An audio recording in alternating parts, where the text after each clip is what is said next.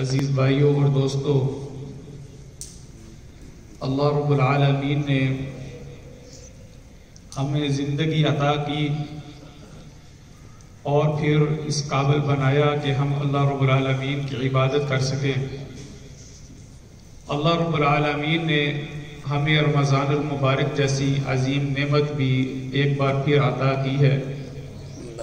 ہو سکتا ہے کہ یہ ہماری زندگی کا آخری رمضان المبارک ہو، یا ہو سکتا ہے کہ یہ آج کا دن ہمارے لیے آخری دن ہو، کیونکہ کوئی نہیں معلوم کہ کب کسی کا وقت آ جائے اور کون کب اپنے رب سے جا ملے۔ اللہ رب العالمین نے اسی بابت قرآن مجید کے اندر اعلان فرمایا وَلْتَنْظُرْ نَفْسٌ مَا قَدَّمَتْ لِغَدٍ۔ اے انسان، ذرا اس بات پر غور کرتا چلا جا کہ تو نے کل کے لیے کیا چھوڑا ہے۔ وَلْتَنْظُرْ نَفْسٌ مَا قَدَّمَتْ لِغَدٍ، اس بات کا اندازہ لگاتا چلا جا، اس بات کا لحاظ کرتا چلا جا کہ تو نے کل کی زندگی کے لیے کیا چھوڑا ہے یا کیا چھوڑ کر جا رہا ہے۔ عزیز بھائیوں، ایک آدمی جو کارخانے میں کام کرتا ہے، کارخانے کا مالک ہے، وہ اپنا حساب کتاب لگاتا ہے کہ آج اس نے کیا کمایا، کتنا نفع حاصل کیا یا کتنا اس کو نقصان ہوا، اور کل کے لیے اس کی پلاننگ کیا ہے، کیسے وہ کل کو کم سے کم نقصان حاصل کرے اور زیادہ سے زیادہ فائدہ حاصل کرنے کی کوشش کرے۔ خالق کائنات نے اعلان کیا ہے، میرے بندے، اصل فائدہ آخرت کا فائدہ ہے، اصل نقصان آخرت کا نقصان ہے۔ دنیا کا نفع نقصان ذرا چھوڑ کے آخرت پر بھی ذرا توجہ دے لے کہ جس پر تو نے میرے حضور، جس دن میرے حضور حاضر ہونا ہے، کھڑے ہونا ہے، ذرا اس دن کا بھی حساب لگا لے کہ تو نے اس دن کے لیے کیا چھوڑا ہے۔ عزیز بھائیوں، سورہ انشقاق میں خالق کائنات اعلان فرماتے ہیں، فرمایا اِذَا السَّمَاءُ انشقت، ذرا اس وقت کو یاد کرو جب آسمان پھٹ جائے گا۔ اِذَا السَّمَاءُ انشقت وَأَذِنَتْ لِرَبِّهَا وَحُقَّتْ، اور ہر چیز اللہ رب العالمین کی طرف اپنا کان لگائے گی، یعنی ہر چیز اللہ تعالیٰ کا حکم مانے گی اور اسی کی فرما برداری کرے گی۔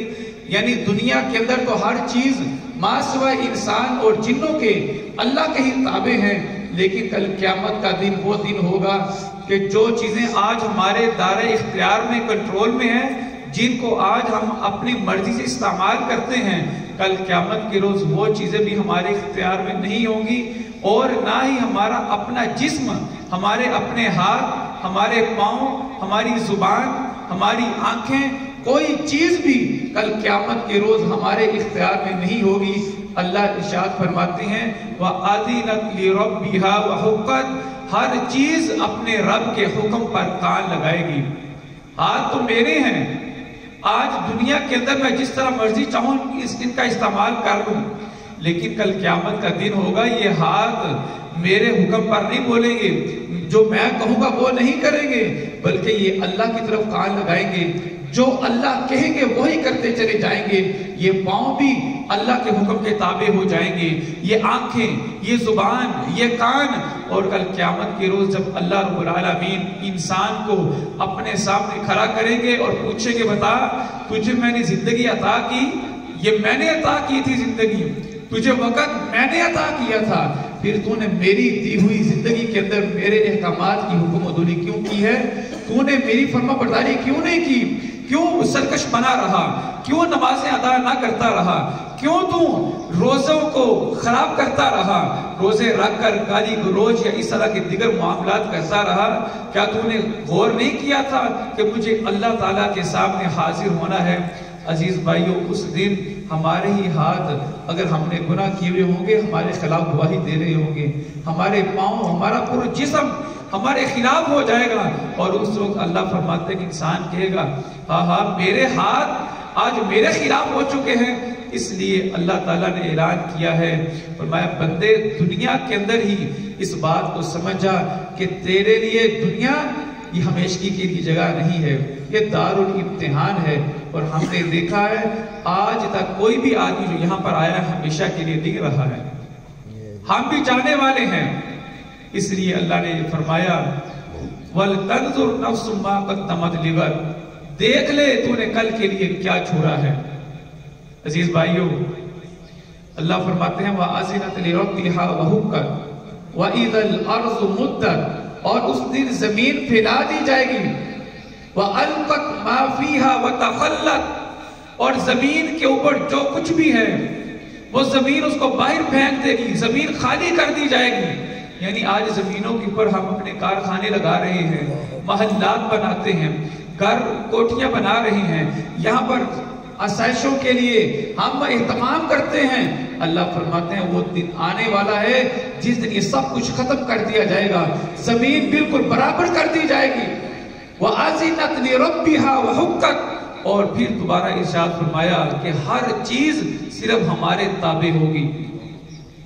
یا ایھا الانسان، اے انسان، انک کادح الی ربک، انک بے شک تو کادح، کوشش کرنے والا ہے، باغ دور کرنے والا ہے، الی ربک، اپنے رب کی طرف، کادحا، باغ دور کرنا، کوشش کرنا، فَمُلَاقِيهِ، ان قریب تو اس سے ملنے والا ہے۔ اللہ تعالیٰ نے بیان کیا اے انسان، خواہ تو اس چیز کو پسند کرے یا نہ پسند کرے، تو شعوری طور پر یہ کام کر رہا ہے یا لا شعوری طور پر یہ کام کر رہا ہے، در حقیقت تم میں سے ہر انسان ہماری طرف لوٹ کر آ رہا ہے۔ جو جو وقت گزرتا جا رہا ہے ہم اپنے رب کی طرف قریب سے قریب تر ہوتے چلے جا رہے ہیں۔ اللہ فرماتے ہیں کہ ہو سکتا ہے تو اس چیز کو پسند کرے، یعنی کوئی آدمی جو اس چیز کو مانتا ہے تو وہ بھی، جو اللہ کی ملاقات کا انکار کر رہا ہے وہ بھی، سب اللہ کی طرف بڑھتے چلے جا رہے ہیں۔ اور اللہ رب العالمین ارشاد فرماتے ہیں، فرمایا کہ یا ایھا الانسان انک کادح الی ربک کدحا فملاقیہ فَأَمَّا مَنْ أُوتِيَ كِتَابَهُ بِيَمِينِهِ، اس دن اللہ رب العالمین نے جس آدمی کو اس کا نامہ اعمال اس کے دائیں ہاتھ میں تھما دیا، وہ اس دن بہت زیادہ خوشی محسوس کرے گا۔ وَيَنْقَلِبُ إِلَىٰ أَهْلِهِ مَسْرُورًا، اپنا نامہ اعمال لے کے اپنے گھر والوں کے پاس جائے گا۔ اور جس بد نصیب کا نامہ اعمال اس کے بائیں ہاتھ میں پکڑا دیا گیا، فرمایا وَمَنْ أُوتِيَ كِتَابَهُ وَرَاءَ ظَهْرِهِ، جس کو نامہ اعمال اس کی پشت کے پیچھے سے تھمایا گیا، فَسَوْفَ يَدْعُ ثُبُورًا، وہ کل قیامت کے دن ہلاکت کو، اب موت کو پکارے گا، کاش مجھے موت آ جائے اور میں یہ دن نہ دیکھوں۔ اللہ فرماتے ہیں یہ کیوں ہوا؟ اِنَّهُ كَانَ فِي أَهْلِهِ مَسْرُورًا، یہ وہ آدمی تھا جو دنیا میں اپنے گھر والوں کے ساتھ بڑا خوش رہا کرتا تھا، یہ اس بات سے بالکل غافل ہو چکا تھا کہ میں نے اپنے رب کے سامنے پیش ہونا ہے۔ اس کو اس بات کا اندازہ نہیں تھا رہا کہ میں جو زندگی گزار رہا ہوں، یہ جو شب و روز میرے گزر رہے ہیں، میرے کاروبار، میرے معاملات، میرے دوست، میرے سجن ساتھی، یہ صرف وقتی طور پر ہیں، ایک دن سب کچھ چھن جائے گا اور میرے سامنے جو پیش کیے جائیں گے وہ صرف میرے اعمال ہوں گے۔ اللہ رب العالمین نے عزیز بھائیو اسی وجہ سے مجھے اور آپ کو خبردار کرتے ہوئے ارشاد فرمایا ہے وَلْتَنْظُرْ نَفْسٌ مَا قَدَّمَتْ لِغَدٍ، اے میرے بندے دنیا کے اندر اس بات کا خیال کر لینا، دنیا میں ہی سوچ لینا اور اس کا ستباب کر لینا، کل قیامت کے روز جب تم ہمارے پاس آؤ گے اس وقت ماں سوائے اگر نیک اعمال نہ ہوئے تو ماں سوائے پچھتاوے کے اور کچھ بھی نہیں ہوگا۔ بہت سے ایسے ہوں گے جو کل قیامت کے روز اللہ تعالیٰ سے یہ بات کہیں گے، اے اللہ ایک بار دنیا میں دوبارہ بھیج دے، ایک بار دنیا میں بھیج دے، پھر دوبارہ کبھی تیری نافرمانی نہیں کریں گے۔ لیکن اللہ فرماتے ہیں کہ اس دن ہم ان کی یہ بات کو کبھی ماننے والے نہیں ہیں۔ عزیز بھائیو یہ دنیا کی زندگی، اس بات کو سمجھنا ہوگا، یہ دنیا کی زندگی دارالامتحان ہے، یہ آسائشوں کا گھر نہیں ہے، یہ سکون کی جگہ نہیں ہے۔ یہ دنیا ہے، اس میں ہم نے اپنے اعمال کرنے ہیں، اور کل قیامت کے روز ہم اسے ہر انسان نے اپنے اعمال کے مطابق جزا یا سزا کو پانا ہے۔ یہ دنیا اللہ کی امانت ہے، ہم اس دنیا کے مالک نہیں ہیں۔ ہمارے بڑے ابا اجداد اس دنیا میں آئے، اپنا وقت گزار کے دنیا سے چلے گئے۔ وہ بھی آئے دنیا میں، جو ان کے نصیب میں تھا انہوں نے کھایا، جو ان کے نصیب میں تھا انہوں نے پیا، اپنی زندگی گزار کے چلے گئے۔ یہ اب میرے اور آپ کا وقت ہے، اب ہمارے اوپر منحصر ہے کہ ہم یہ وقت اللہ کی اطاعت میں گزار لیتے ہیں یا اللہ کی نافرمانیوں میں گزار لیتے ہیں۔ تو میرے عزیز بھائیو، رمضان المبارک کا عظیم مہینہ، اللہ تعالیٰ کی عظیم نعمت، اللہ تعالیٰ ارشاد فرماتے ہیں وَلَا تُسْأَلُنَّ يَوْمَئِذٍ عَنِ النَّعِيمِ، اے انسان قیامت کے روز ہم تم سے ہر نعمت کے بارے میں سوال کریں گے۔ یہ رمضان المبارک کی عظیم نعمت، عظیم مہینہ اللہ کی بہت بڑی نعمت ہے۔ یہ مہینہ اس لیے آیا ہے، اللہ تعالیٰ نے اپنے بندوں کے لیے بخشش کا بہانہ تلاش کیا کہ میرے بندے جو بڑے گناہگار ہیں، خطاکار ہیں، جو غفلتیں کرتے رہے، نمازوں میں تاخیر کرتے رہے، نمازوں میں سستی کرتے رہے، وہ اس رمضان المبارک کے مہینے میں اپنی سستی کو دور کر سکیں اور آئندہ اپنی زندگی کو بہتر بنا سکیں۔ تو میرے عزیز بھائیوں، ہم نے کوشش کرنی ہے، اللہ سے عہد کرنا ہے، پہلے تو اپنے گناہوں کی معافی مانگنی ہے کہ اللہ ہم سے جو پہلے گناہ ہوئے، جو کوتاہیاں ہوئی ہیں، اللہ اپنی رحمت سے ہمیں معاف کر دے۔ ہم بہت گناہگار ہیں، عاجز ہیں، خطاکار ہیں، ہمارے پلے کچھ بھی نہیں ہے۔ اے اللہ، ہم تیری توفیق کے بغیر کوئی نیکی بھی نہیں کر سکتے۔ لا حول ولا قوت الا باللہ، نیکی بھی اللہ کی توفیق سے ہے، برائی سے بچنا بھی ہے تو اللہ کی توفیق سے بچنا ہے۔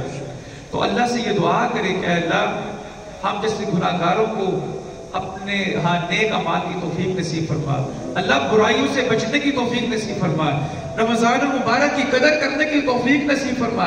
اس رمضان المبارک کا ایک ایک لمحہ بہت قیمتی ہے، اس میں ایک جو اجر ہے، ایک عمل کی نیکی پورے سال میں شاید وہ ہمیں نہ ملتی ہو۔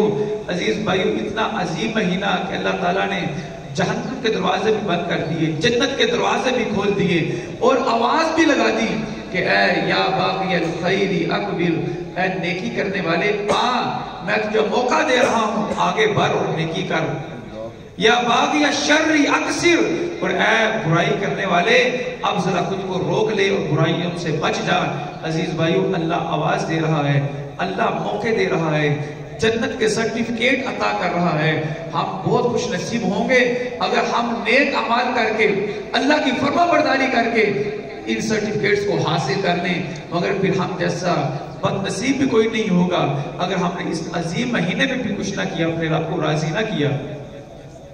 اللہ کے نبی علیہ السلام نے ارشاد فرمایا وہ آدمی تباہ و برباد ہو گیا جس آدمی نے اپنی زندگی میں رمضان المبارک کا مہینہ پایا مگر اپنے رب کو راضی کر کے جنت کا حقدار نہیں بن گیا، وہ آدمی تباہ و برباد ہو گیا۔ تو یہ دنیا کی کامیابی ہیں، یہ دنیا کے مال ہمارے کس کام آئیں گے اگر یہ آخرت میں ہمارے کسی کام نہیں آنے والے؟ عزیز بھائیو، یہ دنیا میں جو کچھ بھی ہے اگر ہم اللہ کے احکامات پہ عمل کر کے زندگی گزاریں گے، ہمارا مال بھی ہمارے کام آئے گا، یہ ہمارے دیگر کام بھی، چیزیں ہمارے کام آ جائیں گی اگر ہم اپنے مال کو اللہ کے کہے ہوئے طریقے کے مطابق استعمال کریں گے۔ یہ مال بھی ہمارے لیے نیکیوں کا باعث بنے گا۔ یہ اولادیں اگر ہم ان کی تربیت صحیح طرح کریں گے، یہ بھی ہمارے لیے انشاءاللہ کل قیامت کے روز اجر کا باعث بنے گی۔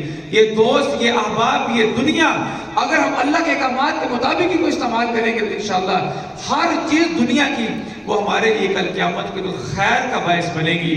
اللہ رب العالمین سے دعا ہے کہ خالق کائنات ہمیں صحیح معنوں میں قرآن و حدیث کو سمجھنے کی توفیق نصیب فرمائے۔ اللہ تعالی ہمارے دلوں کے اندر اپنا ڈر خوف پیدا فرمائے، ہمیں صحیح معنوں میں متقی بننے کی توفیق نصیب فرمائے۔ وآخر دعوانا ان الحمد للہ رب